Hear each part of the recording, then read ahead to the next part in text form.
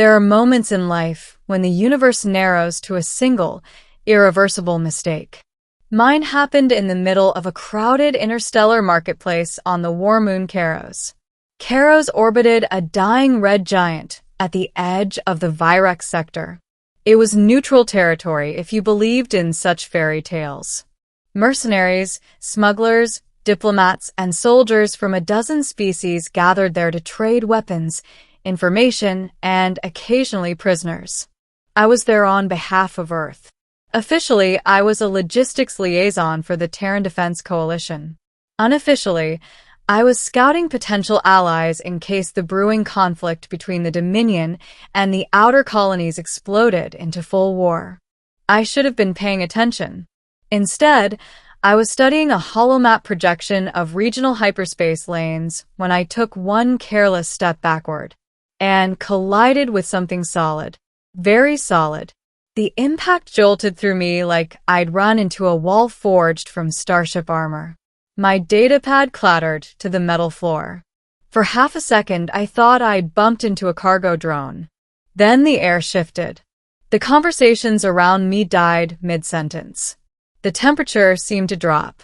Slowly, I turned. She towered over me by at least a head, clad in segmented black and crimson armor that looked grown rather than manufactured. Her skin shimmered a faint bronze under the artificial lights, marked with bioluminescent scars that traced down her arms like lightning frozen in flesh. Two curved energy blades rested crossed along her back. Her eyes, sharp, silver, inhuman, locked onto mine. And then she spoke. "Do you have a death wish, human?" Her voice wasn't loud. It didn't need to be. "2. The warrior of Kharos." I swallowed. "Apologies," I said carefully, lifting my hands in a non-threatening gesture. "Crowded marketplace." She didn't move. "You struck me," she said. "It was an accident." Her gaze flicked down briefly, assessing, calculating. I realized with a jolt of embarrassment exactly where I had collided with her armored form. Heat crawled up my neck. "I assure you," I added quickly, there was no intention behind it. A murmur rippled through nearby onlookers. A trio of reptilian traders edged away, clearly unwilling to be collateral damage. The warrior stepped closer. Up close, I could see the fine etchings across her armor, symbols of rank or kills. There were many. "You stand on Kharos," she said. "A world where accidents are paid for in blood." "That seems inefficient," I replied before I could stop myself. Her silver eyes narrowed. "There's a point in every bad decision where you realize you should have chosen silence." I had passed it. She moved so fast I barely saw it. One of her energy blades snapped into her hand, humming with restrained plasma. The glowing edge hovered a centimeter from my throat. "Do you have a death wish?" she repeated. My pulse hammered. "No," I said evenly.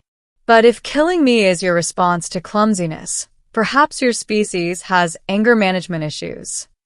A dangerous thing flickered in her expression. Not rage.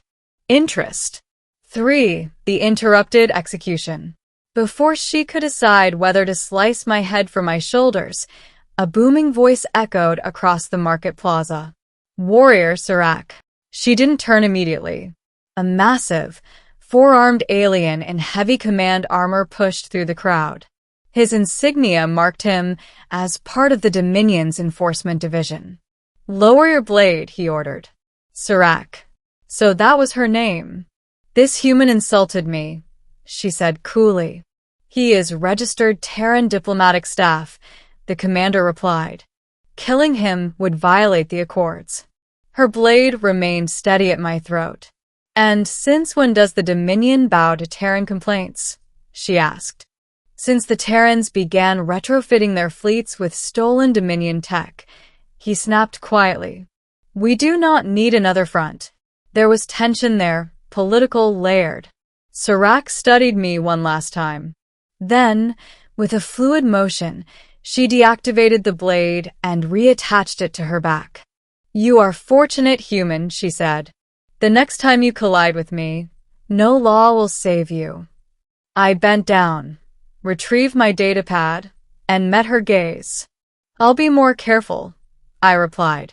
She turned and disappeared into the crowd like a shadow returning to darkness. I should have left it at that. Instead, I watched her go. A warning. An hour later, as I finalized trade proposals in a quieter sector of the market, someone slid into the seat across from me. I didn't look up immediately. "You are either brave or foolish," a familiar voice said. I froze. Serac.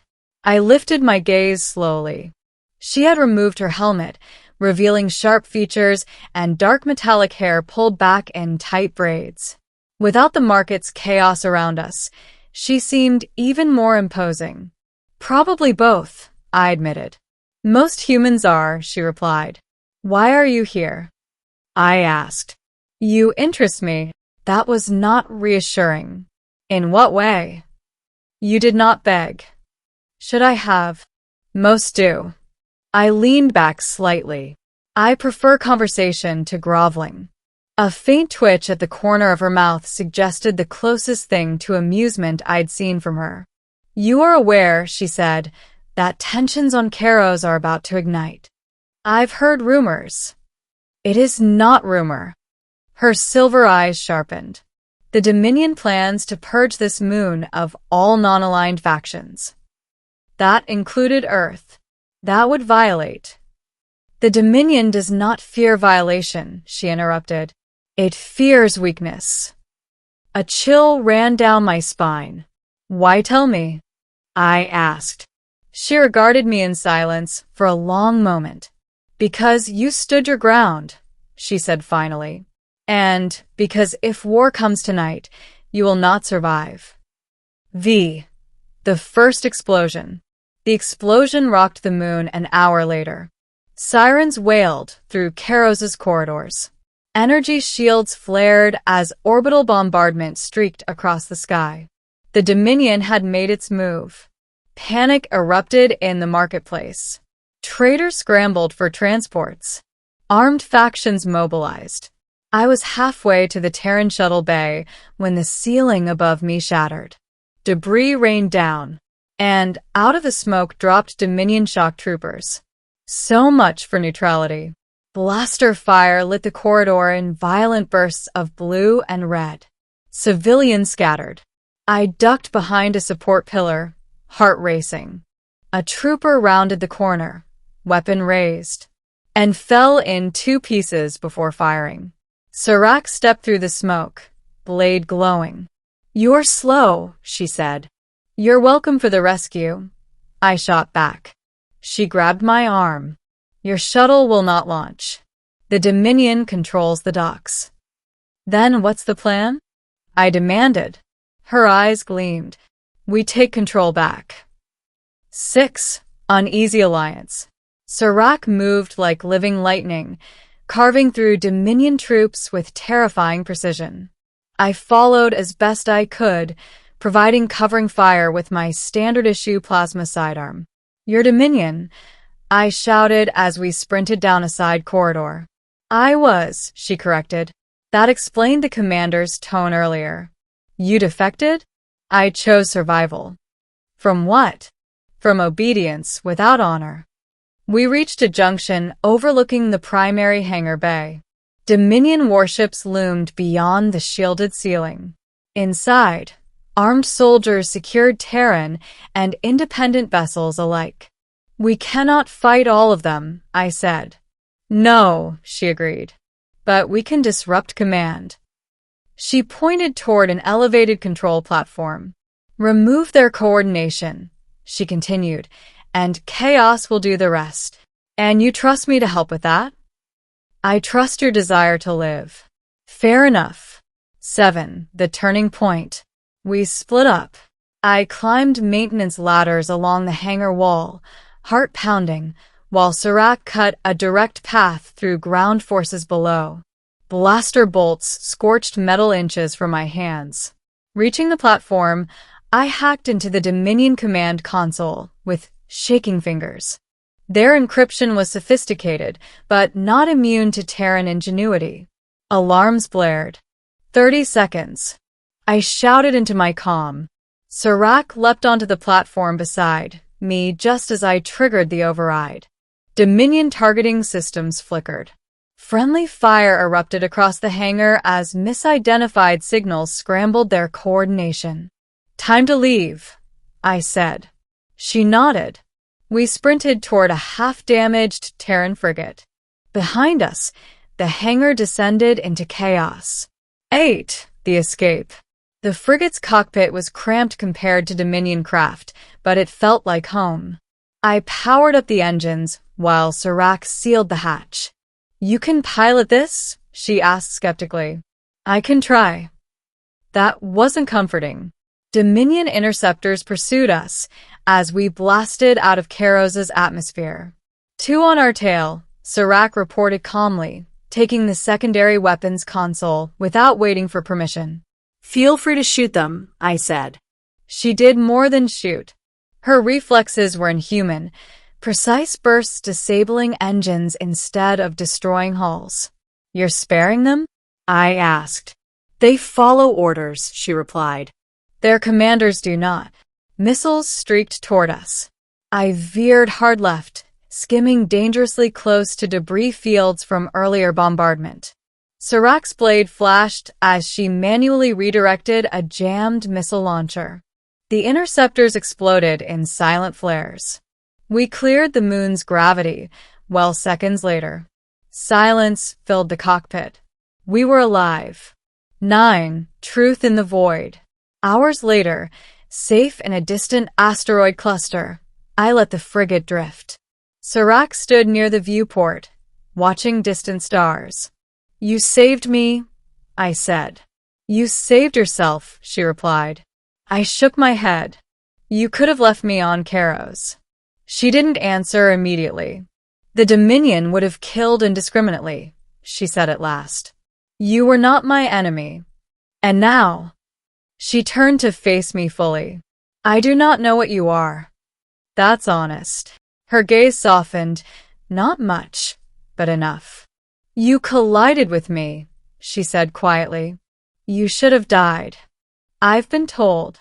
And yet you fought beside me. I prefer alliances to grudges."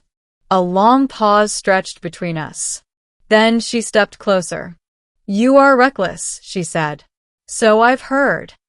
Her hand hovered near mine, not touching, not quite. "For what it is worth," she added, "you do not have a death wish. No. You have purpose. A new course." The Terran fleet arrived 3 days later, drawn by distress signals. When they saw who stood beside me on the frigate's deck, weapons were raised immediately. "Stand down," I ordered. Serac remained still, unflinching under dozens of targeting lasers. "She fought the Dominion," I continued. "She saved this ship." The Admiral's eyes narrowed. "Can she be trusted?" I glanced at Serac. "Can you?" Her silver gaze met mine. "For now," she said. It wasn't a promise, but it was enough. 11. The warrior turned. Weeks passed. Serac remained with the Terran fleet as an uneasy ally. She provided intelligence on Dominion tactics, strategic weaknesses, command hierarchies. In return, we offered protection from Dominion assassins who now hunted her as a traitor. One evening, as we watched Earth's blue sphere rotate beneath us from orbit, she spoke quietly. "When I asked if you had a death wish," she said, "I expected fear. Sorry to disappoint." "You did not disappoint." I looked at her. "What did I do?" "You reminded me that not all strength requires domination." Coming from her, that was monumental. The warrior who once nearly killed me now stood at my side by choice.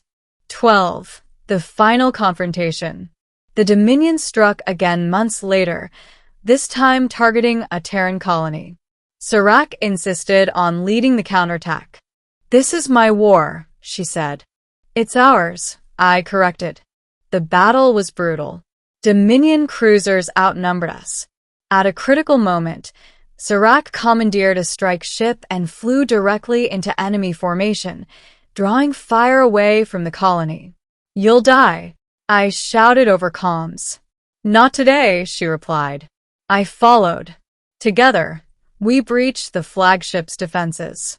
In the command chamber, Serac faced her former commander, the same four-armed officer from Kharos. You betray your people, he snarled. I free them, she answered. Their duel was fierce, energy blades clashing in arcs of blinding light. When it ended, Serac stood victorious. The Dominion fleet retreated. 13. Aftermath. Back aboard the Terran flagship, cheers erupted. Serac stood apart from the celebration, staring into space. It is over, I said. For now, she replied. She looked at me. You collided with me, she said softly, and changed my trajectory. I smiled. Guess accidents can be useful.